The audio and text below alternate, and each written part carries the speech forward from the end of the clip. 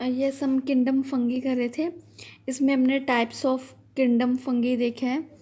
और नेक्स्ट हमने करना है मोल्ड्स। मोल्ड्स भी फंगीज होती हैं। मोल्ड्स आर सेप्रोफिटिक फंगी, मतलब जो सेप्रोफिटिक वे जो जिनका न्यूट्रिशन है, mode of taking food, growing on dead organic matter, rotten fruits, leather goods, bread and other edibles. ये जो मोल्ड्स होते हैं ये या तो डेड ऑर्गेनिक मैटर के ऊपर ग्रो कर सकते हैं, रोटन फ्रूट्स मतलब जो फ्रूट्स काफ़ी ज़्यादा पक जाते हैं, रोटन हो जाते हैं जिनमें से स्मेलिंग भी आ जाती है, लेदर गुड्स के ऊपर, लेदर जो ख़राब हो जाती है, ब्रेड या अदर एडिबल्स जैसे वेजिटेबल्स या अदर फूड स्टफ्स के ऊपर ये ग्रो करते हैं।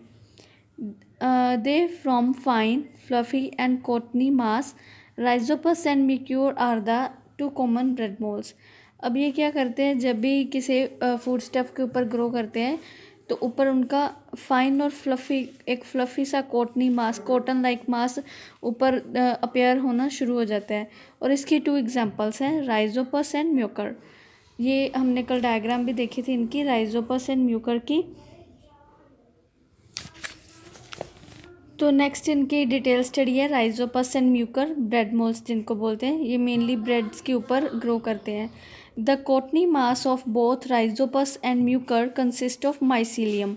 ये जो इनकी राइजोपस और म्यूकर की जो कॉटनी मास होता है, जो बॉडी होती है, वो उसको हम माइसीलियम बोलते हैं, which is made up of branched hyphae. और ये जो माइसीलियम है ये फाइन थ्रेड्स, बहुत ही पतले थ्रेड्स होते हैं जिनको हाइफे बोला जाता है। उनकी माइसीलियम जो होता है उनसे बना होता है। The cell wall is made up of fungal cellulose. Fungal cellulose या चाइटिन्स भी बोलते हैं उसको। The hyphae are of 3 types. अब ये 3 टाइप्स के हाइफे होते हैं। अगर हम राइजोपस एंड म्यूकर की बात करें तो उसमें 3 फॉर्म्स ऑफ हाइफे देखने को मिलती है। फर्स्ट है stolon, second one is rhizoidal hyphae and third is sporangiospores. अब इसमें स्टोलन्स में क्या आएगा, stolons run parallel to surface and are slightly arched. अब ये क्या होते हैं, सरफेस के अलोंग रन करते हैं बट स्लाइटली आर्क्ड, ये थोड़े से आर्क्ड होते हैं। जैसे ये अगर सरफेस है तो ये थोड़े से आर्क्ड पोजीशन में होंगे, ऐसे ऐसे करके ये ग्रो करते हैं। ये होते हैं स्टोलन्स। और यहाँ पे इनकी ब्रांच निकलती हैं, यहाँ पे जहाँ पे भी एक नोड आएगा वहाँ से न्यू ब्रांचेस अराइज होंगी। Rhizoidal hyphae are root like hyphae produce in cluster from stolons at regular intervals. नीचे जो रूट्स की जैसे जो हाइफे निकलेंगे स्टोलन के हर एक एंड एक रेगुलर इंटरवल के बाद, रूट लाइक हाइफेस को बोला जाता है rhizoidal hyphae. Sporangiophores are unbranched erect hyphae that bear sprangia which produce sprangiosspores. Sprangiosspores or spores remain in the air and grow into new mycelia on suitable substratum. अब ये जो स्प्रेंजियोफोर है ये वाली ब्रांच को बोला जाता है जो कि बिल्कुल ही इरेक्ट एंड अनब्रांच्ड होती है। इसकी कोई भी ब्रांच नहीं होगी, बिल्कुल इरेक्ट स्ट्रेट एक लाइन जैसे होगी, लेकिन इनके ऊपर एक कैप्सूल लाइक स्ट्रक्चर होती है जिसको हम स्प्रेंजियोस्पोर बोलते हैं और उसके अंदर काफ़ी सारे स्पोर्स होते हैं। अब जब भी ये स्प्रेंजियोफोर या इसमें से जो स्पोर्स हैं वो रिलीज़ होंगे तो जब भी किसी स्ट्रेटम के ऊपर फॉल ऑफ होंगे वहाँ पे न्यू माइसीलियम अराइज होगा। जैसे इसके लिए एक डायग्राम दिखा रही हूँ आपको। स्टोलन्स ये रहे जो कि सबस्ट्रेटम के रन करते हैं साथ साथ but they are slightly आर्क्ड।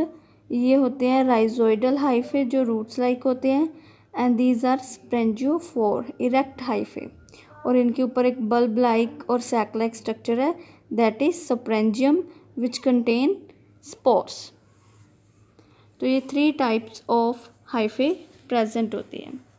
Next आता है ब्रेड मोल्स आर सेप्रोफाइट्स, मतलब इनका मोड बताया हुआ है कि ये सेप्रोफाइट्स मोड जो है शो करते हैं। They are not autotrophic because they don't have chlorophyll. They secrete digestive enzyme on stale bread and starch is digested into glucose.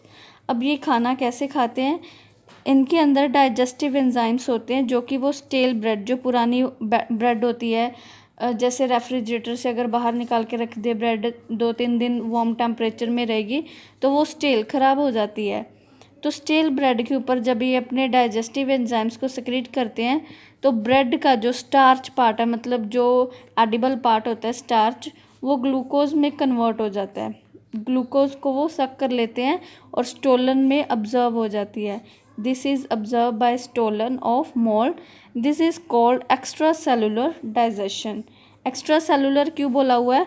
एक होती है इंट्रा सेलुलर डाइजेशन, यहाँ पे हमने रीड करी है एक्स्ट्रा सेलुलर।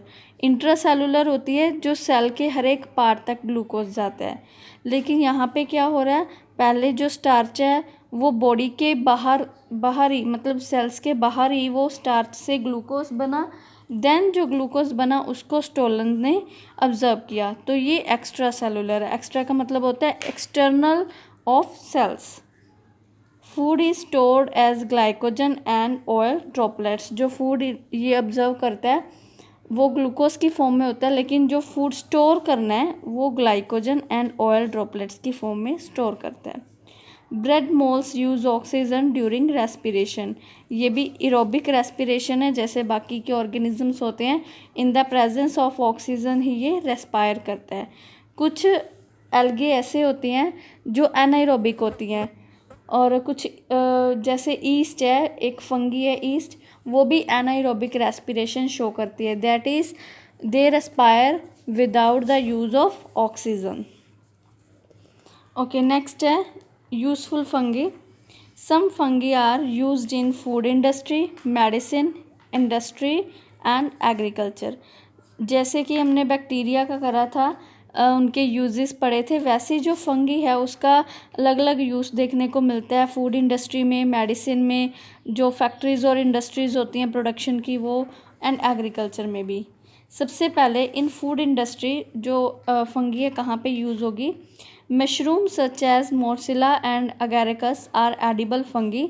जैसे आपको पता है जो मशरूम है उनकी famous examples Morchella and Agaricus है, वो एडिबल है, उनकी वेजिटेबल कई एरियाज में बहुत फेमस है। These are rich in protein and vitamin. इनसे rich amount of protein and vitamin मिलती है। They are cultivated on commercial level, और ये एक एग्रीकल्चर लेवल पे बहुत लार्ज स्केल पे ये ग्रो भी करी जाती कई एरियाज में। Yeast contain vitamin B complex, vitamin E.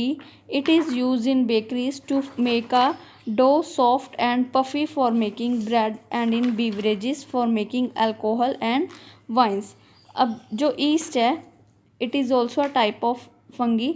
वो उनमें क्या होता है, vitamin B complex and vitamin E के बहुत सी उनमें रिच सोर्सेज होते हैं, और ज़्यादातर जो ईस्ट है उसको हम एज अ इंग्रेडिएंट यूज़ करते हैं इन बेकरीज़ में। जब कोई भी डो बनाया जाता है, चाहे वो फ्लोर का है या मैदे का, कोई भी डो होता है उसको सॉफ्ट एंड पफ़ी बनाने के लिए, मतलब उसको स्पॉन्जी सा करने के लिए, सॉफ्ट बनाने के लिए ईस्ट डाला जाता है।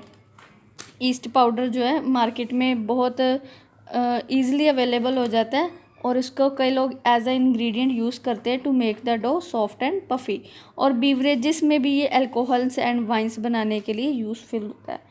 Some species of Mucor, Aspergillus and Penicilliums are used in flavouring and ripening of cheese production, और उसको फ्लेवर देने के लिए, एक अच्छा टेस्ट देने के लिए म्यूकर, एस्पैरागस एंड पेंसिलम टाइप की जो फंगीज़ हैं उनको यूज़ किया जाता है। नेक्स्ट जो यूजेस है वो नेक्स्ट टाइम रीड करेंगे।